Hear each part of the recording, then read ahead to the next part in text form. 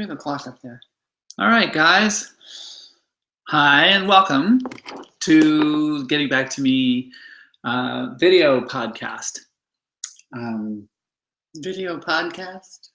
Yeah, I guess, because it's going to have our pictures. We're all sick. We can do it as audio as we want to. Okay. Okay? Whatever. Okay, so... I'm sipping tea while we go. I'm going to need all the help I can. Fair disclosure, I had to drag Marcy into doing this. She did not want to do this, so she's here under duress, which... I need a sweatshirt. But... Which makes it... Oh, that's cute. That's cute. Okay. Anyways, we wanted to do this because we've been doing some events and doing some readings from my book, Getting Back to Me, From Girl to Boy to Woman in Just 50 Years. And everybody always says, I can't wait to hear Marcy's side of the story. So the good news is Marcy's writing a book. And it's currently in progress. But what we wanted to do is we're going to do some readings on these weekly podcasts, and then you'll get to hear Marcy's side of the story directly from her. You ready? Well, we'll see, won't we? Quick updates on what's going on with us. We are going to be doing some public speaking coming up. We're going to be talking at Cal State Northridge and San Diego City College. And we've been invited to speak at Seattle's Town Hall during their beginning of their Pride Week. So that should be pretty cool. Yeah.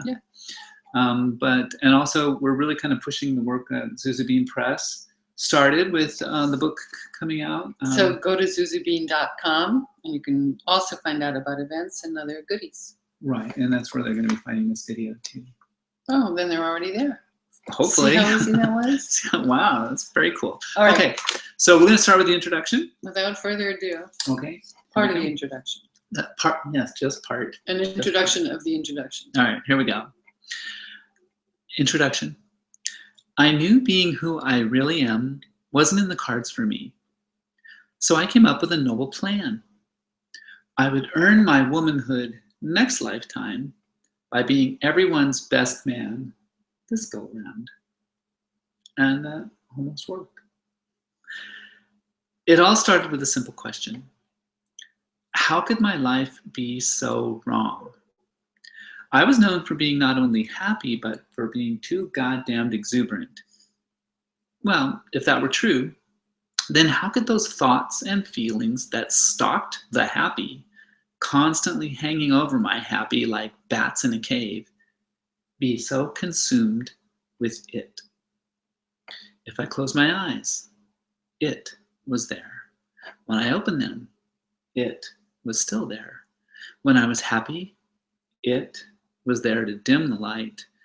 And when I was sad, it would seize that moment and blow up my depression to epic proportions.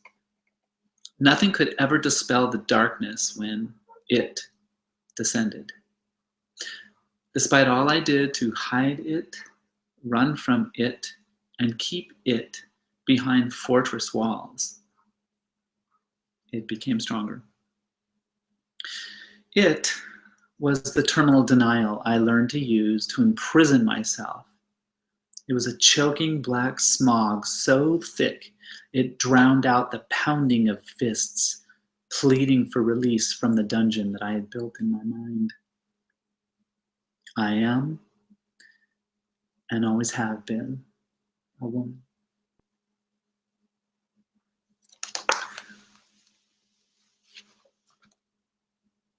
So there. So what's your side of that?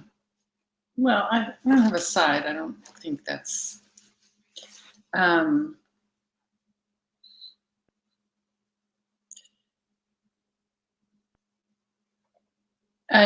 I don't think even to people watching this now, it's a shock because they know a bit about you and about us, and there's been lead-in and readings and other information even on the website.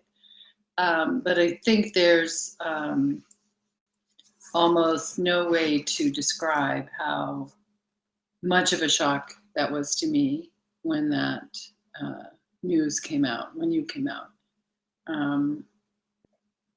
And as I discover in our events, a lot of people will ask me, or even friends on one-on-one, did I know, was there a sign? And there wasn't, just so you know. There wasn't. No sign. I made a good dude. Yeah, to the point where our friends would always wish to clone Scottie because they wanted that kind of a relationship themselves with their man. And Scottie was the ideal man, ideal husband, most thoughtful, generous, kind, creative, yada, yada, yada. Well, I knew what a girl would want. Yeah, but that's not, okay. I don't know if that's why, because I think that also takes away the hope that men could really be that way. And I think there are at least one or two men out there who can be loving and generous and kind and honest and thoughtful. Fair enough. I'm not taking that away. There's some good dudes out there. Yeah, and I think that almost washes away some of the point, which is that to me is part of the point. You had to try and work so hard at being a guy and not letting anything else leak in or overlap or disclose your true identity. And I can't imagine what that was like. I think that's the one thing a lot of people say. So in a way, I'm talking more about your experience than mine. But I think at this point, that's enough for me to say now that I, along with the rest of the world, am blown away that you even were able to hide it and cover it so completely and so deeply. And then I mean, not only did I not detect that, but I didn't detect that you were unhappy. Well, the only thing that made it bearable was you. Keep that in mind.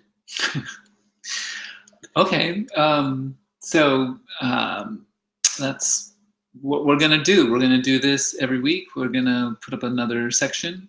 We're gonna talk a little bit more. We're gonna read a little bit more, and then we'll get to hear Marcy as we kind of follow the book along. Do they have any way to get a hold of us? Yeah, you can. Because maybe if they have questions too. Oh, that's a great idea. So if you guys have questions, you can email Scottie@zuzabine.com or Marcy@zuzabine.com. Scottie, I-E, Marcy, militant Y. And we'll answer them on these podcasts as well. That's cool. Great idea. And then you can participate. This seems like we're just making it up as we go along. Well, I wonder why.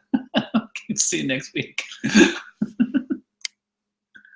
do you stop this thing? Push the